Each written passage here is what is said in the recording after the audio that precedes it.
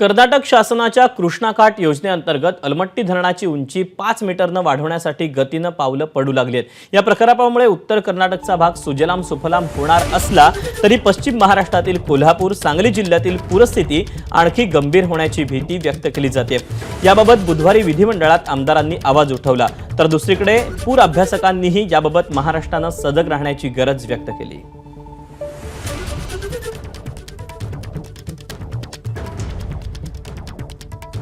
कर्नाटक राज्य आणि आपलं राज्य यांची चर्चा सविस्तर यापूर्वी वेळोवेळी झालेली आहे।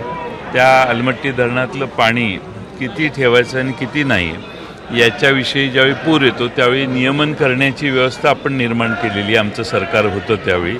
त्यामुळं त्याचा धोका पुरात धरणाचा धोका मागं होतो अशी ही जी वंदता होती ती आमच्या नियोजनामुळे पूर्णपणाने कमी झाली। सर आता प्रश्न आहे तो जास्त उंची धरणाची वाढवली तर कर्नाटकचं स्टोरेज वाढेल, त्या वाढलेल्या उंचीचा परिणाम किती होतो हा जलसिंचन विभागाने अभ्यास करणं आवश्यक आहे। 2021 साली प्रचंड मोठ्या प्रमाणामध्ये महापूर कोल्हापूर जिल्ह्यामध्ये आला आणि प्रचंड हानी शेतीबरोबर घरांची आणि गावाच्या गावं वाहून जातात।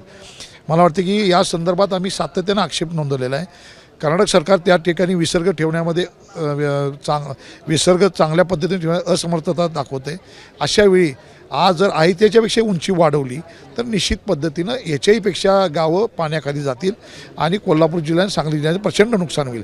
या संदर्भात हे जमिनीचं हस्तांतरणाचे जे संपादनाचं काम चालू केलं आहे त्याला स्थगिती द्यावी आणि हे धरण होऊ नये, 524 मीटर उंची होऊ नये या संदर्भात मी आज पॉईंट ऑफ इन्फॉर्मेशनद्वारे या ठिकाणी आज हा मुद्दा मांडला। मागच्या काळामध्ये आपण पाहिलं असेल की एवढी कमी उंची असताना सुद्धा सांगली आणि इतर भागामध्ये पुराचा धोका या ठिकाणी होऊ लागला। पण काल आपण पाहिलं असेल की विधानसभेच्या चर्चेमध्ये शिवसेनेचे आमदार श्री नरके यांनी ही मागणी केलेली आहे की केंद्र सरकारने याच्यामध्ये हस्तक्षेप करावा आणि त्या उंची वाढीला या ठिकाणी स्थगिती द्यावी।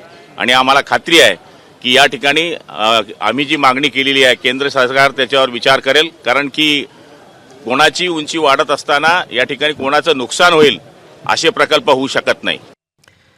दरम्यान अलमट्टी धरणाची उंची वाढवल्यामुळे महाराष्ट्राला नेमका कसा धोका आहे तेही आपण जाणून घेऊया। धरणाची उंची 519 मीटरवरून 524 मीटर करण्याचा कर्नाटकनं निर्णय घेतलाय।